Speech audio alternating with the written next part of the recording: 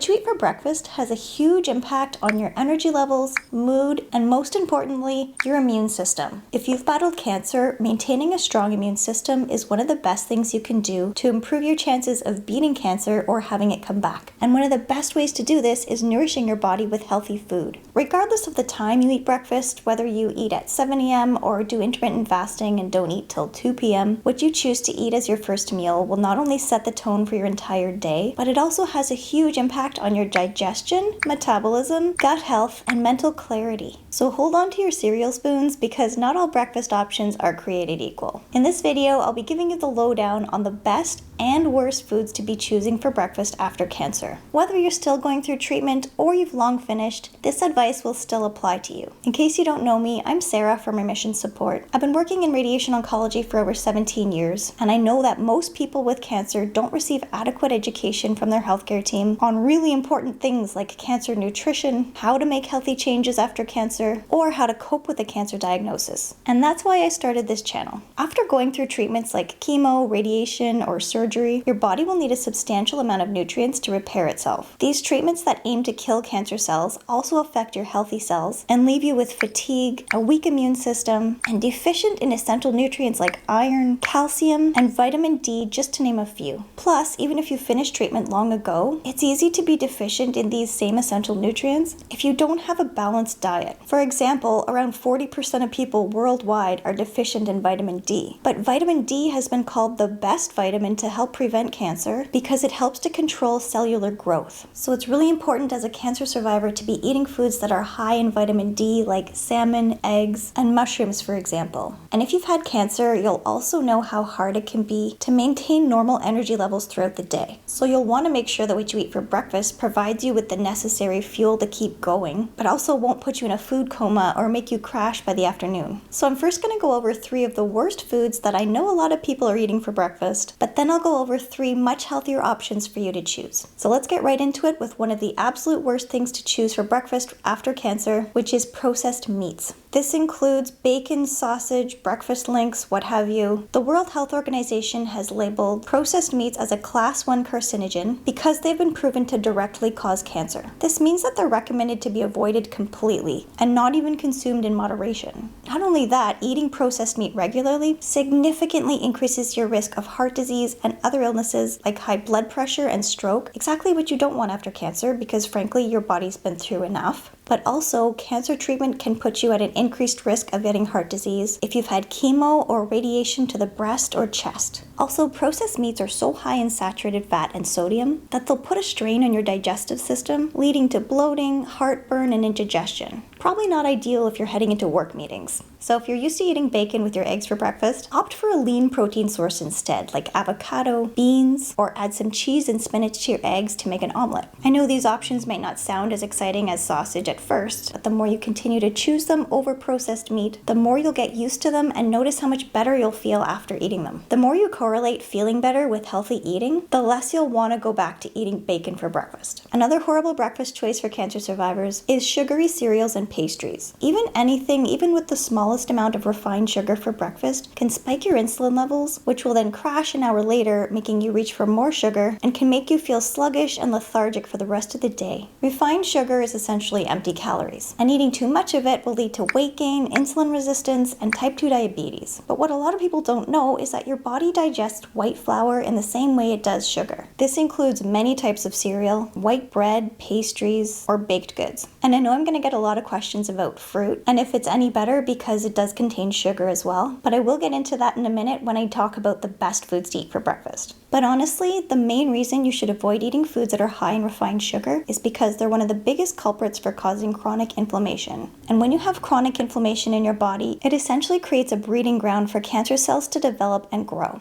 Eating sugar is also one of the best ways to gain excess body fat, and you likely already know this, but maintaining a healthy weight is also really important for cancer survivors, and being overweight is a major risk factor for cancer recurrence. Now, while indulging in occasional sweets won't set you back, making it a regular habit to allow yourself to eat these foods is like inviting inflammation to set up camp in your body. So instead of sugary cereals, muffins, or Pop-Tarts, opt for whole grain options instead, like oatmeal without sugar or whole grain toast with nut butter. And although whole grains are still considered carbs, they're complex carbs, not refined carbs, because they contain fiber, which takes a lot longer for your body to digest, so they don't spike your insulin levels like sugar or white flour does. So obviously another poor choice for breakfast is sugar-sweetened beverages like soda or fruit juice. Although all natural fruit juices seem healthy, and they do often contain a lot of vitamins and nutrients, but you're not getting any of the fiber from the fruit when you juice it, so it's essentially empty calories. A much healthier alternative would be to stay hydrated with infused water or herbal tea instead. Infused water is just essentially water with fresh fruit in it, but it's a healthier, low-calorie way to make water tastier and easier to drink, especially in the morning. The third group of breakfast foods to stay away from after cancer is fried or fatty foods like donuts, croissants, hash browns, or most fast food breakfast options. These foods are high in unhealthy fats, sodium, and calories, which can all have a negative impact on your health. So it's always best to try to make breakfast at home where you know the ingredients are healthy. But for the days you're in a hurry or you're out running errands, there are some healthy-ish breakfast options. One of my favorites is the Starbucks egg bites, which have spinach and roasted peppers in them, bonus cancer-fighting ingredients, or the Chick-fil-A egg white grill. It's not the absolute healthiest, but it's healthier than most takeout breakfast options. But similar to sugar, foods that are high in unhealthy fats also create inflammation in your body because they have a very negative impact on your gut health and your digestion. Okay, enough talk about the worst foods to eat for breakfast. Let's look at 3 of the best breakfast options after cancer. Number 1, healthy fats. So rather than the saturated and trans fats from eating the fried foods we just talked about, healthy fats, especially omega-3 fatty acids, can lower your blood pressure, reduce triglycerides in your blood, and reduce inflammation. Breakfast options that are high in omega-3s are eggs, avocado toast, my favorite, or chia seed pudding. Both chia and flax seeds are high in omega-3s. Healthy breakfast option number 2, lean sources of protein. Protein is digested very slowly, so it can keep you feeling full till lunch and give you more sustainable energy than carbs. And what's important to know is that certain types of cancer treatment, especially chemo, can make you lose muscle mass. And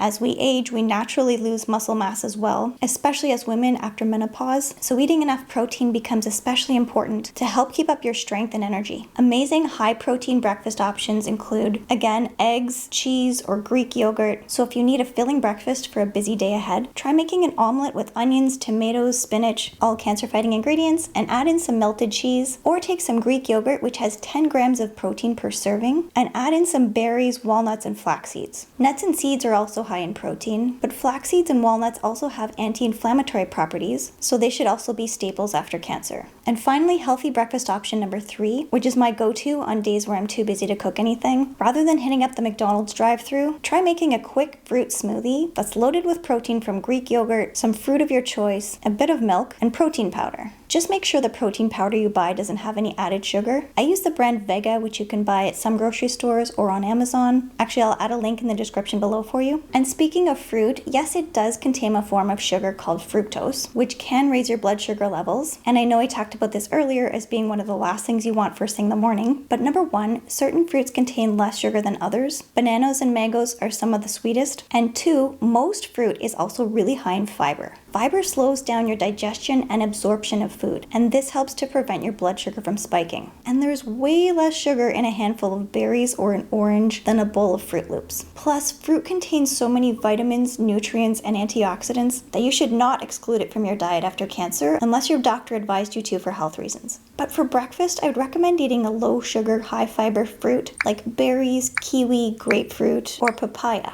After cancer, your immune system needs the help of foods with antioxidants, especially for your first meal of the day. So actually try to think of breakfast as more than just a meal. It's an opportunity to jumpstart your metabolism and set the stage for burning calories efficiently and absorbing nutrients throughout the day. If you enjoyed this video, don't forget to subscribe to the channel for more like it, and I'll see you in the next one.